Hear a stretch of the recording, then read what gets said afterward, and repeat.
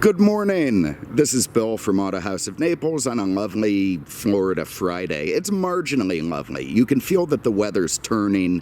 Could be worse. It's not horrifically humid this morning, but we did have a week of much better stuff that deteriorated into something else. There's more hurricanes heading into the Gulf. Again, they're not hitting us.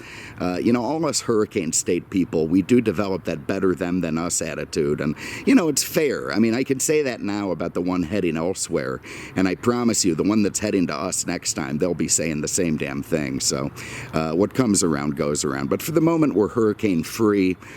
We're mostly animal-free, although Peter's enormous, insane ocelot of a cat was just up here looking at me, creeped me right the hell out. Fortunately, he's melted off into the woods and isn't going to come leaping at me, attach himself to my face or something. The deer, nowhere to be seen. Goats, nowhere to be seen. I saw a picture on Google the other day of deer with big fangs, so they are out there. And, of course, we talked about Ulf's duck attack. I've been unable to get him to duplicate the story on video. He's just too nervous to do it, or too proud, or damn German pride, which is a shame, because it was the greatest story I may have heard in a long time. And I do want to know the outcome. He did complain to his condo association about the duck. Once they stopped laughing, I think they did actually send someone out to remove it. So I think all is good in the world again for Ulf. He can check his mail again in peace without getting wounded. I was severely beat up by a duck. He still has issues from it. But hopefully he's feeling better now and, can move on to other foul issues. And anyway, no more flack for the long delay into getting into the video. I'd say I'd jump right into this, but it's too late. This is a 1969 Cadillac Sedan DeVille. This is a GMC platform, one of the biggest and longest and best around. And 69, what a great year. I mean, well, for some, I guess, but you had a lot of seminal shit go on in 1969. You had the moon landing. And frankly, they had the technology to do the moon landing. They did not have the technology to fake it. So don't give me that, the thing didn't happen crap. I swear to God, like Buzz Aldrin, I just want to punch people who say that. They could have, there's no way. I mean, have you seen a movie from 1969? They can barely make it believable that a guy is driving down the highway, never mind landing on the moon. So, for the love of God, just give that crap up. Please give that up. Also in 1969, you had Nixon coming into power. You had Woodstock, all those hippies getting together and doing whatever disgusting things that hippies did. You had a hijacking, which was kind of fantastic isn't the right word, but kind of interesting, because Alan Funt of Candid Camera happened to be on the plane.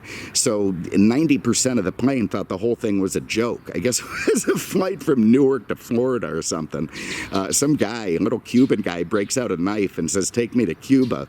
And half the whole crew, everyone laughing, thinking Alan Funt has something to do with it. Kind of a fascinating story, but really did happen. Also in 69, what do you had? The Zodiac Killer, he was going around doing his thing. And QE2, I think that started out then. The first internet stuff was happening. Genuinely and truly a very seminal year.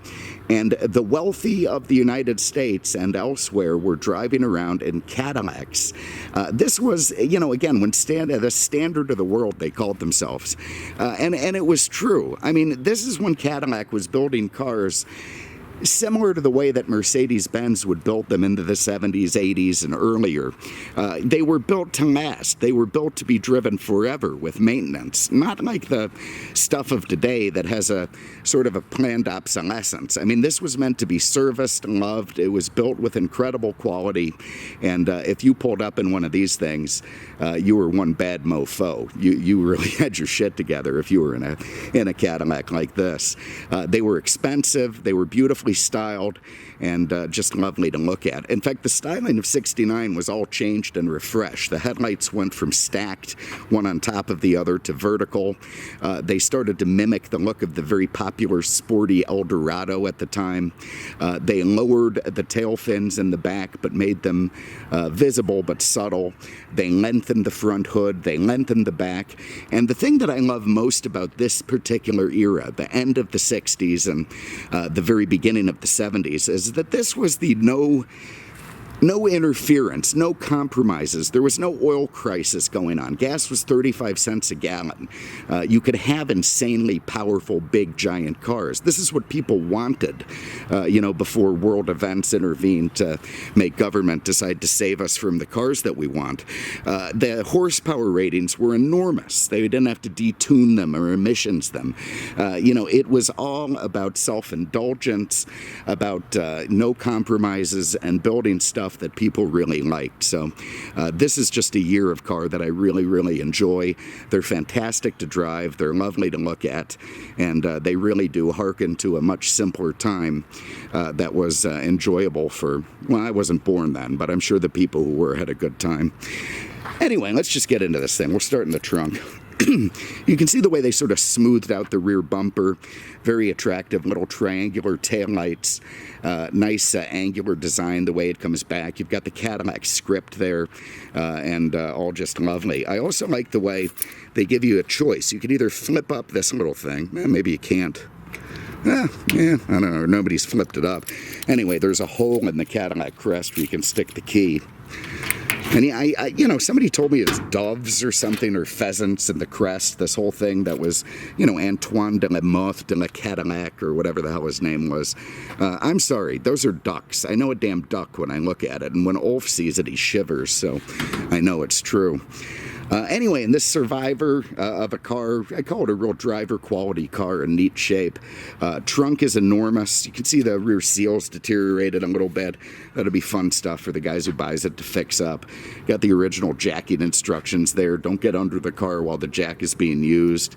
I guess we did have lawyers happening in '69. You got a bunch of crap the guy brought with him. There's a spare tire and the world's biggest car cover. I removed that this morning and it was like, I've just never seen a car cover that big. It must have cost $1,000. Original trunk mat in there, all very nice and reminiscent of the way this thing came in 1969. Have a look under the hood. All right, under here, and you have to forgive me, my brain is not, oh my God, is that heavy?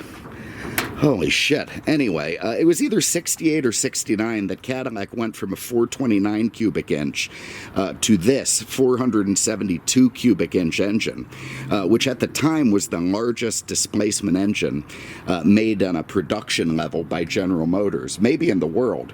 What the hell is it? Like 7.6 liters, again, 472 cubes, big Rochester quadrajet pump in the way, going through a Turbohydra 400 transmission, maybe the best transmission automatic that's ever been built by anyone. If not in terms of technology, certainly in terms of longevity and strength. Incredible transmission. And all very simple. Cadillac also found a way to move that big engine forward a few inches, which significantly reduced the transmission hump inside and created more room for the passengers. So that was the little stuff that they were thinking of back then.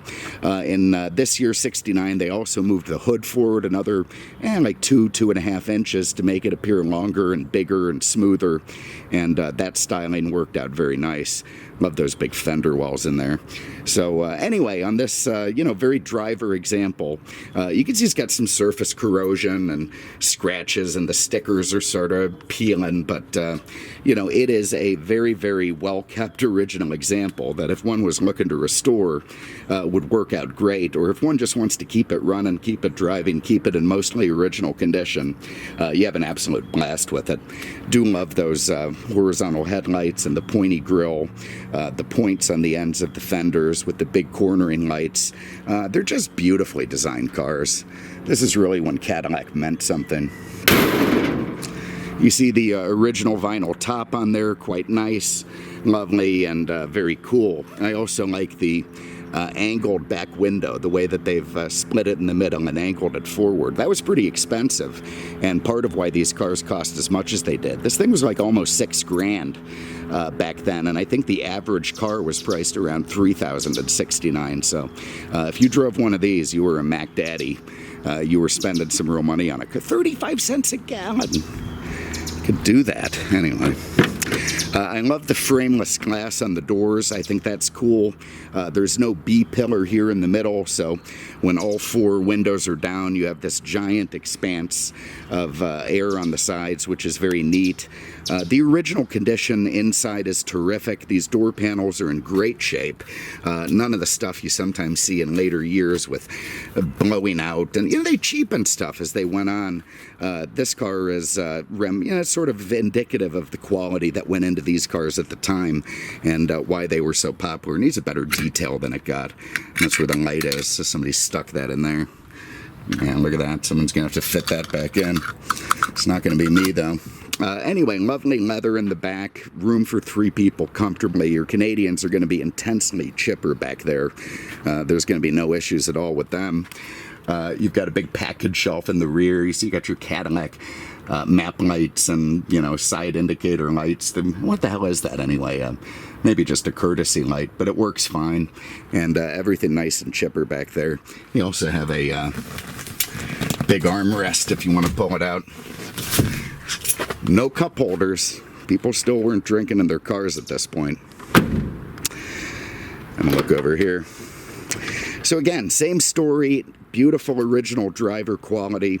That door panel in terrific shape. None of the cracks or peeling or fading you see. The quality that's gone into it has lasted. I love the way they integrate the wiper controls, everything at the touch of a button. This was considered what luxury was all about then, is sitting in the driver's seat, having your windows up and down, your locks up and down, your mirrors adjustable, your wipers, your power seat, all at the touch of a button. More power to you, they called it back then. And that was part of GM's option packages. So top end. Try to get out of the sun for a minute. Fire this thing up.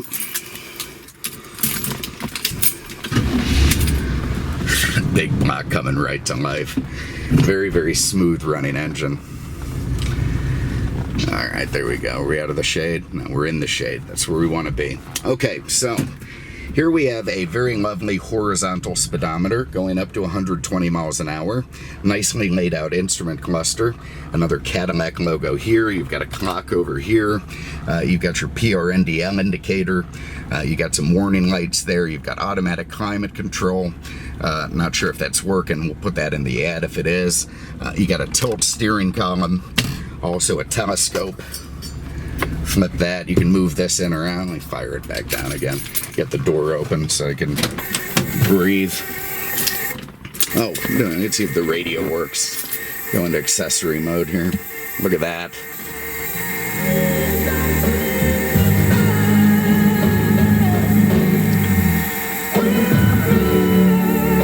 God, what a gross song. I'm sure some people like it. I understand that in 1969, James Brown made like 5 songs about popcorn. I read that a while back. I mean, I don't even know where to go with that. It's the last thing I would have thought James Brown would sing about. Honestly, the last thing. 5 songs about popcorn. Anyway, you've got this very nice dash, lovely, no cracks, again, original. The car just reminds me of one you would have found on a car lot in 1978 with some sales guy wearing plaid and trying to talk you into easy finance payments. You got a big glove box there with all the original stuff still in it, the owner's manual, the original owner's name. I think there's a protector plate in here somewhere. That's an Illinois Air Team. Whatever the hell that means, your new warranty. Yeah, there it is. Let's see if that's a... Yeah, look at that. We got our Cadillac protective plate. Very, very cool. And all as it should be. Also love those big original floor mats with the rubber and the crests. Very cool. You got these giant sun visors. Sun is not going to be an issue for you. And, well, let's go for a drive. I love the way that thing sounds. So I read an original review on this car from back in 1969 from a Road Test magazine. And what they said about it is it was the most incredible driving car, but it didn't handle for shit. Yeah, well, no kidding. I mean, that really wasn't the point of this thing. Has an incredibly soft suspension, has an over-assisted steering and brake, although the steering was variable. It did tighten up on the highway by design. But this was a cruiser, man. I mean, this 472 at 70 miles an hour is not going to be stressed. It's going to go down the highway at 2,000 RPM. You're going to float along with the ride of your life. I mean, an incredible ride on these cars. And just a lovely way to get to the country club or wherever people went in 1969, you know, massage parlors or, you know, brothels. You know, I don't know what people did. Meetings of the Senate. These are things that people were probably getting into then. And it was a lovely way to get there in an old Cadillac like this. New at the time. I'm sorry, I'm rambling. All right, with the sun, yeah, we're going to do it anyway. Let's go for a spin. Nah, the sun's crazy. All right, I'm going to wait till I take a turn up at the end of the road. So beautiful job on the windshield by the detailers. They really are getting more retarded as time goes on, but I'll try not to get angry this morning. So anyway, here it is, 51 years after this car was built. The point of it still comes across loud and clear. Incredible build quality. Again, this has lasted 51 years of normal driving. I mean, obviously it's got low miles, but it wasn't kept by some psycho who wanted it to be perfect. It was driven. It was enjoyed. You've got everything at the touch of a button, you know, your power windows, locks, radio, tilt wheel, telescope. The seat power adjusts to be where you want it. Very, very comfortable. All right, so here's a quick indicator of why I say I've got like just a residue of optimism. You know, I take the right turn, I start filming, all of a sudden I get a low space warning on the camera's hard disk. So I think, okay, I'm going to pause it and check that out. I pull over into the deceleration lane down there, go to make a U-turn after deleting a couple of the old videos on the camera. Hear a bang from the front end dives, flat tire. And let me tell you, a flat tire in an old car like this, you feel it. Secondary to that, when you've got a big block, all the way towards the front bumper of the damn thing, you're not driving on a flat tire, not even for, you know, a couple hundred yards to get back down into Peter's street. So I pulled over here. All the tools, of course, because it's a nice old Survivor car there. Get everything jacked up, start changing the tire, and then little Dalton, the detailer, whose job it is to air up the tires and the spare tire, goes ahead and doesn't air up the spare tire. And this is one of the reasons I love him so much. Oh my God, do I love him a lot. So I called him. He answers in his typical manner, yeah, hello, hello. And I've got him now heading this way with my little racetrack DeWalt tire inflator to do what he should have friggin' done in the detail bay, you know, a couple of days ago. So if there's hate in my heart, there it is, but at least I'm gonna let it out so I don't push it way down. So side of the road, sun beating down on me, even on this somewhat milder Florida whatever day it is. And I'm waiting for a little retard to show up with an air inflator so I can get the Cadillac home. Wonderful, wonderful stuff. Oh, and Peter did tell me he ordered tires for this because he thought the ones on here were bad. That might have been a nice bit of information to have before my video. So anyway, there it is. I'm going to pick up the video now. As soon as Dalton gets here and airs it up, we'll finish it off. We'll put it down on paper and move on to the next one. In the meantime, I'm going to have another few cigarettes. Wish I brought my little thing of whiskey with me, which I didn't, and wait here in the middle of all this traffic for this shit to be over. See you in a minute. Oh, and that was nice. You can't see it now. I just had a drive-by from a Collier County Sheriff's Department community service truck. I'm sure that truck had a tire inflator on it. I mean, what the hell? Am I not part of the community? I mean, could the guy not have pulled over for 12 seconds? It's not like the community service guy is responding to a murder or rape or something. You know, at worst, there's a friggin' cat stuck in a tree. But anyway, yeah. just drive by, full speed, probably sipping a coffee, thinking about how he's going to spend his pension when he retires at 45. And I get to stand here and sit here being very, very hateful once more. So what the hell did these people vote to have another 1% increase in sales tax for if I can't get a friggin' community service truck to stop for 15 friggin' seconds and air up my tire? Anyway, we'll go in a minute. Alright, so Dalton has arrived to rescue me in the trusty Silverado. Of course, that always has air in the tires, and if it doesn't, it's got the facility to put air in the tires. He's now retroactively filling the spare tire. I appreciate that, Dalton. A little bit late on the spare tire filling, but better late than never. So very happy about that. Have a look at the old tire. It's what I would call a catastrophic failure. So, anyway, what a great friggin' Friday morning. We get some air in there and finish the damn video and move on. Alright, so this is going great. Here you can see the pressure that's going in. We got it set to 36. We're at 0 now. Oh, look. There's the valve stem. Hey, Bill, while I was trying to fill up the spare tire, I found out that the valve stem isn't connected anymore. Do you want to do anything about that before you drive the car? Okay, I'm going to stop bitching now. We're going to pull the spare off the Chevy truck. Hopefully it's the same friggin' bolt pattern, and we'll see what happens. Well, that's it. I've had to admit defeat. The valve stem fell off the spare. The extra tire and wheel I had in the bed of the Silverado was Ford pattern, not Chevy pattern. The Silverado has 6 lug wheels, GM, the Cadillac 5, so a tow truck is on the way. I'm heading back in the Silverado, and we're just going to carry on. If I were still in the Cadillac, I would have finished up by saying what a wonderful old car it was, how the full frame and soft suspension and big V8 just makes it such an effortless boulevard cruiser and an absolute joy to drive. I would also point out that the people who bought cars like that back in the day, when GM left them and stopped building them, they moved to cars like this, Silverados and other full frame trucks. So if you ever wonder why you see so many pickup trucks driving around, it's because people just love the way the big full frame stuff drives. Smoothness, cruising, space, and pickup trucks became the only way for people to get those things anymore, at least in the way they used to. So there it is. That's a typical Friday morning for Bill, and why he has, and I'm talking about myself in the third person, that's wonderful, has so much hatred for, and there's cops around, love me, and Dalton picked the truck to drive that had no tag on the back. So thank you for having a look today. Appreciate it. We'll see you with the next one. Take care.